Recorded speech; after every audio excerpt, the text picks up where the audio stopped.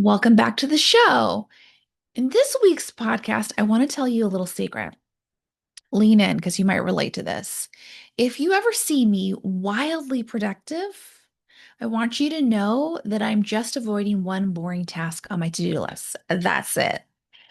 And this week, you're going to get a little bit of a masterclass of a whole new tool I'm calling Ride the Procrastination Productivity Wave by looking behind the scenes of this massive 6 month procrastination cycle. I am 47 and I just caught on to myself in a really, really impressive way that had me rethink everything into my most productive season yet. So I'm going to show you how I close the loop on 100 different procrastination projects in record time so you can do it too. So I'll tell you, the project for me, I mean, what you all know this. I dropped the podcast for about 6 months. I was like, I don't want to. So I started procrastinating on that for a long time. But of course, that wasn't the only thing. How it was kind of showing up, the behind the scenes approach, which you didn't see, is that I had a work deadline that was due. Now, my work project might look different than yours, but for you as a physician mom or physician woman, you may have a compliance training, a paper due, a QI project due, you have a talk to get ready, you're submitting for promotion, you're closing a really hard note.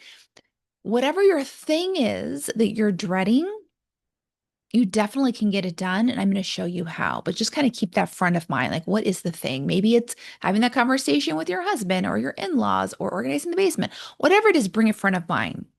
I'm going to use my work example as to illustrate. It's a project that my work project, your compliance training, whatever, you definitely can get done. Like there is no skills gap. You could make the time, you could get it done, but you're not. What the world teaches us is that we should immediately shame ourselves, judge ourselves. We're lazy. We should have got it done already. Can't believe we're here. This is so easy. Why are we being so dumb? That's what the world teaches us to say. It's so stressful. And when we're feeling lots of stress and we've kind of pitted ourselves against this project, of course, we don't do it. And oftentimes that stress has to get out of the body. As I teach in my coach training, like trauma, like stress, it can't just live in the body. When we are really like we're getting closer, we're behind over the deadline, we're getting even more stressed out. The last thing we're going to do is that project. But what you do have to get the stress out of your body will get out in other ways. Maybe it exercises a lot or catches you up in different ways. For me, I'm the most productive in my life when I'm avoiding something on my to-do list. I've noticed this is very common with physician women, is that when we're procrastinating, it looks like the world, like we are on fire. It looks like we're getting the most done in the entire, nobody would know we're procrastinating because we're so busy. So if I look back at my past, when I was stressful about writing this paper, guess what happened? I wrote a book instead. Or when I was stressful about writing a book, guess what happened? I wrote 10 papers instead. Like literally, my procrastination has always led to really big things in my life. So it happened this weekend. I was had this work deadline due, and I saw myself do everything but. I went on lots of walks, went to the gym a lot. I did 10 other projects that I hadn't planned on doing until December, got them all done, back to back, boom, boom, boom, boom. I was like, who is this woman? So productive. I picked up my podcast that I had dropped for 6 months. That's how much I was avoiding this work project. I refilled the drink cabinet. I organized a junk drawer. I checked on my friends. All these things got happened. It was incredible. Now, in the past, I would have judged myself like, yeah, Christina, but the one thing you need to get done, you're not getting done. How dumb are you to spend the time? That's what I would have said way before coaching. But I invented a whole new concept. I'm calling it ride the procrastination productivity wave. Instead, I didn't judge myself or shame myself. I mean, I was watching myself like, this is really interesting. Without judgment, I was like, there is no part of me that's lazy. If you've seen me, I have clocked in project after project after project done. All these things that have been sitting on my procrastination to-do list, all of them got done. Boom, boom, boom. Nothing about me was lazy. Nothing about like I didn't have to shame or judge. And when I removed all the shame and judgment of how I was getting things done, guess what I felt? Accomplished, proud, excited, in awe. blown away. My mind was blown. Everything I got done was something I had wanted to get do for so long. And I got it all done. I was so proud of myself. I closed the loop on 100 different procrastination projects, including this podcast, which I love, but I was not doing for 6 months because I was procrastinating. But the key is, this is what you're going to have to remember. I didn't make myself wrong. So you have to remember when your brain wants to judge you for not doing it this certain way, just not make yourself wrong. By the way, we're the people who told ourselves we have to do X, Y, and Z in this order. It's all made up. You don't have to do it in any particular order. You get to decide if you're going to do your compliance training first, or you're going to do it 1 minute before it's due, or you're going to do it a week after they take away your badge. Like you just get to decide. When you don't make yourself wrong, you get to ride this massive wave of productivity which builds massive confidence, feels amazing, and will let you get down a million times faster. And when I think about the alternative, okay, the alternative is I got this work project done Friday afternoon 5 weeks ago. Yeah, maybe it would have taken me 30 minutes. But you know what I wouldn't have gotten done? 100 different projects that got done in the meantime. If I had done it my brain's way, like society's way, like how all the productivity coaches tell you to do it, if I had done it all that way, I would have had a fraction of what I have to show for by doing it my own way. By doing it my own way, by allowing myself to work through all these different things, all these different projects, I cleaned out my to-do list. My to-do list went down to one thing, this one particular project. I had so much more to show for it. Plus, I built lots of confidence and lots of pride in myself along the way. If I had done it the way the world tells me to do it, I would have a fraction of the confidence and the fraction of productivity that I have today. The only thing different is I allowed myself to do it whichever way I wanted to. As I was feeling very accomplished, I got all these things done. I was like, damn, girl, you're 100 years ahead of yourself. Also, I felt exhausted, but in a really good way. You know, that kind of exhausted, like you've gone to the gym, you worked out really hard, which by the way, I did a lot.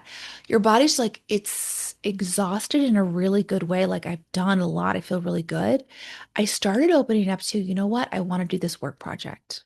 I decided I was going to get it done. Not from fear, panic, urgency, shame, and judgment, from I feel exhausted in a really good way. I'm really proud of myself. You know what? There's only one thing left. I definitely can get this done. And here's how I did it. I gave myself 90 minutes, which for me felt totally doable. That felt like amazing. And I thought 90 minutes is enough for me to start. Definitely won't finish it. I said, let me give myself 90 minutes because that felt like a no-brainer. For you, it might be different. Maybe it's a 3 hour block of time. Maybe it's 10 minutes. Don't judge it. Just ask yourself, what is the amount of time I can give myself that doesn't stress myself out, that feels like a no-brainer? Do it. It really could be just 10 minutes. I said, okay, what's going to make this easier? I grabbed my favorite drink. I put on my favorite music, which right now is Fleetwood Mac. I got some mood lighting. I told myself in 90 minutes, I'm giving myself a treat. Folks, you have to do it in this order. Give myself a treat. My treat for me is The Gilded Age. If you haven't seen it, go check it out. It is good. It is like, oh, what is that show? Bridgerton for Americans. And I went to college in New York City. I'm just enchanted with the city. I just love it. And there's a lot of history involved there too. So I told myself in 90 minutes, I'm gonna get a treat. I came to my desk, all set up, sort of like you're romanticizing yourself. You're taking yourself on a date as I'm hearing this. All right. Which you should. We should be romanticizing ourselves, taking ourselves on a date. I sat down and I got to work. And every once in a while, I was like, I want to check social media. Guess what? I didn't make myself wrong. I was like, okay, let's go check social media.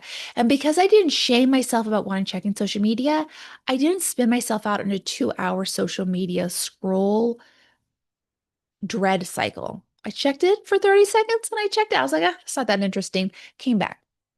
I might have done that 5 times in 90 minutes. When you don't make yourself wrong, you'll come in and out. The only time you go on social media and you find like 2 hours have gone by is you have again made yourself wrong for doing this. You've labeled it as lazy. Your body's really stressed. And now to numb itself, it's going to go to social media. But if you never shame yourself to begin with, you don't have to numb yourself and you don't have to spend hours and hours on a doom scroll. Trick is letting the shame go. So I let myself check on social media. I didn't shame myself for it. I got in and out. And you know what happened at 90 minutes on my timer went off? I didn't want to get up. I was so damn productive. I was like, let me. Oh, let me do this, let me do that, let me do that. And guess what? I let myself do that too. Everything I'm teaching you, a productivity coach would say is the wrong thing to do. It's not.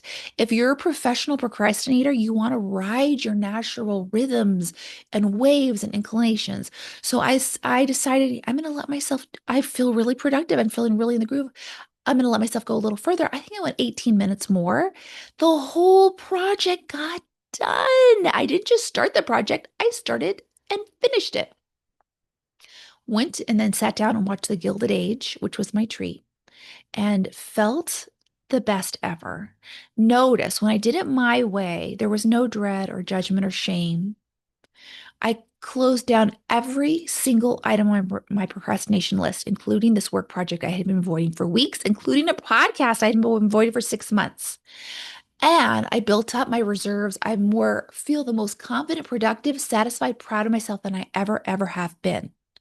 You can do this too.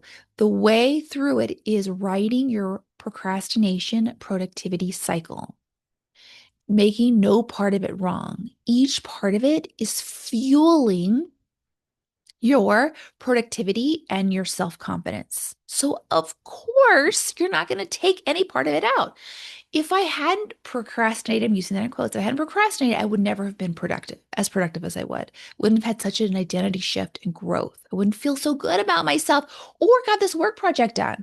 If I had done it, like every other productivity coach says, do it 5 weeks ago. Christina, 6 months ago, you could have done it. I would have missed out on this whole productivity wave that came with allowing myself to do it my way. Your way may look like mine. It may look like something else. I can actually help you find your way inside of my coaching program. But the point is, let yourself drop the dread and the shame and the judgment. Just do it your way. Ride the procrastination productivity wave. Know that while you're doing it, you're closing the loop on 100 projects. Be proud, accomplished, satisfied of you now. Every once in a while, check in. Okay, what's the next project you want to do? And I let my body answer, not my brain. Sometimes it said, let's do the work project. Sometimes it said, let's go for a walk. Every time my body gave me an intuitive hit of what to do, I just did it. Eventually, my body's like, let's go do that work project. Let's just knock it out tonight. And I did it because I wasn't fighting myself the whole way through. When you move into action on whatever project you're doing, set a time limit. Ask yourself, how could this be a delicious, lovely, yummy experience for you? Which for me was grabbing a drink, my favorite music, mood lighting, having a treat.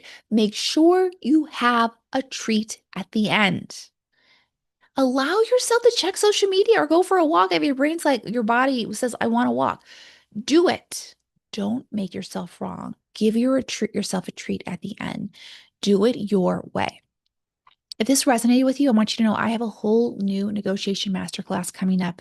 It's about how to get six-figure raises, five-figure bonus, 4-day work weeks. You're going to hear all the negotiation strategies you need to make your physician job better now without waiting for your boss to retire, without waiting for you to hit promotion, without you doing time for 10 years. You can have it now. The only thing standing between you and your dream job is your ability to negotiate. The best job doesn't exist right now. It's created through negotiations. Waiting to do your time will not make the best job possible. Get the negotiation skills you need instead. If you wait to do your time, what you're going to see is your fellow will be paid more than you just because he asked to be paid more than you, not because he's more qualified. You're going to hear everything you need to know that you've never heard before in my live upcoming masterclass. It's going to the email list first. So in the show notes, I'm going to drop the email list. Make sure you're on the email list. If you think you're on it, sign up again. Make sure you got it. Let all your friends know. Also, if you're looking for help this week, you can be in my coaching program this week. You get a free sales call where we're going to outline what exactly is going on in your life, customize a plan, and show you what you can achieve starting this week in my coaching program. It's absolutely free to book this sales call. It will be life-changing, I promise. That's also linked below. I can help you have the most massively productive year yet with all of the dread, shame, and judgment. It's just by doing it your way. We'll develop a customized protocol for you. Sign up for your free sales call right now. I'll see you next time. Bye.